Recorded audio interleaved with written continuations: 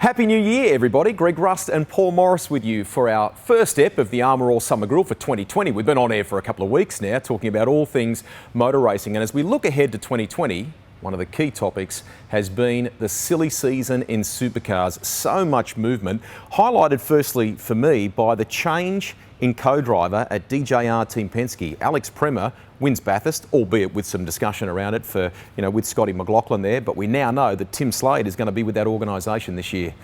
Yeah, well, that Triple Eight have forced their hand, haven't they? They've got the recently retired superstars.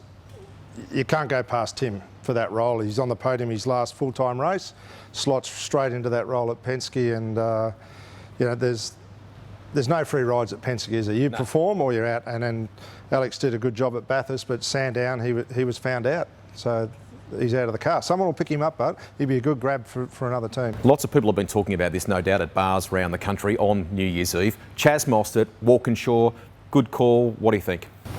I think it's a good call. I think that relationship had run its course. So you've got time for a new challenge.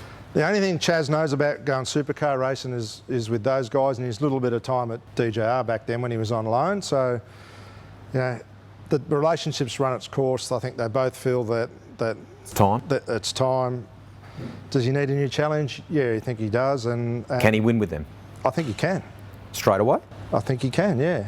I know the bloke. I know what he's capable of doing in a race car, and if he gets a roll on, he's one of those guys that can do something different. He's one of those guys that can inspire the team and build the team. You see him around the pit, he's always happy, he's going out to dinner with his crew. He gets that it's a team sport. He's a guy that can make the difference. And it's exactly what Walkinshaw need. They need a guy like him. He comes in, Scott Pye heads out, Charley Schwerkolt moves to a two-car operation. What do you think there? Cool, good for Scott. I think he's a guy that can win a race. He's proven that. He's a bit political. That's probably why he's not at Walkinshaw and Andretti United at the moment. This will be his last go. I reckon this is his last go. If he doesn't make a fist of it with Charley, that'll be the end of it. So I think that could just be the right match as well. So Charley could be the guy just to focus him and tell him to stop worrying about what everyone else is doing and just focus on what you've got to do. Will two cars get that organisation to where they need to be, regulars for podiums, pole positions and so on? It's definitely going to be a help. It's a stretch because obviously you need more personnel and more good people, but it's definitely the right way to go. You've got a strong teammate, it pushes you. There's two strong guys, it's going to be good for Mark as well. For Charley to pull that off commercially, everyone's talking about Gary Rogers leaving and all that sort of stuff, but there you got a guy like Charley who's successful, commercialised, having two cars on the grid and having a go. I think that's a better story than Gary leaving. Producer's going to call time on us here. We've got so many moves to get through. Let's bounce through a couple just to finish here. Jack Le Brocq, obviously, that's really important for his career, going to that organisation to Tickford. Big expectation, but it's what he needs. And obviously we now know that Todd Hazelwood's got a gig as well. Todd's got a good gig. Le Brocq, man, he's been screwed over all year, haven't he? It's pretty obvious they're just swept the floor and tipped that into that car and just running it around to tick the box. It's basically a start and park operation, isn't it? There's no real energy and enthusiasm going into running that car. It's sad, mate, because they won Bathurst only a handful of years ago. It's I don't know, there's a whole other story on all that, but obviously he's been kicked to the curb, and this is his chance to shine too. That he did run Super 2 with that team before, so they know what he can do, they know what they're getting. He'll be just champing at the bit to get himself in an environment where he's treated like a race driver again.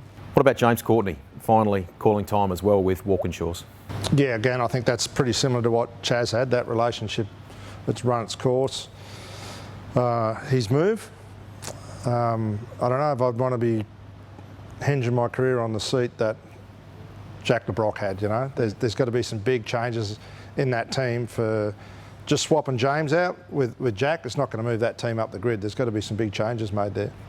All right, well, those of you at home have got a whole new range of merchandise to buy with all of those off-season moves, but it's created a huge amount of discussion about what should be a fantastic championship in 2020. That's the latest edition of the Armour All Summer Grill right here at speedcafe.com.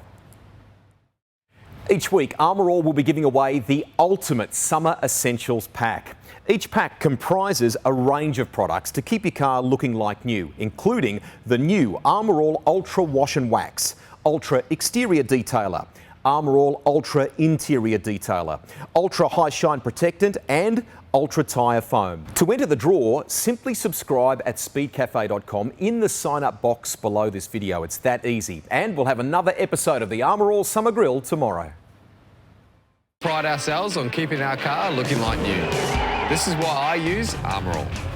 Armour All's new Ultra range uses premium technology, so you'll get the results you want in less time with less effort. Armour All Ultra, looking good, made easy.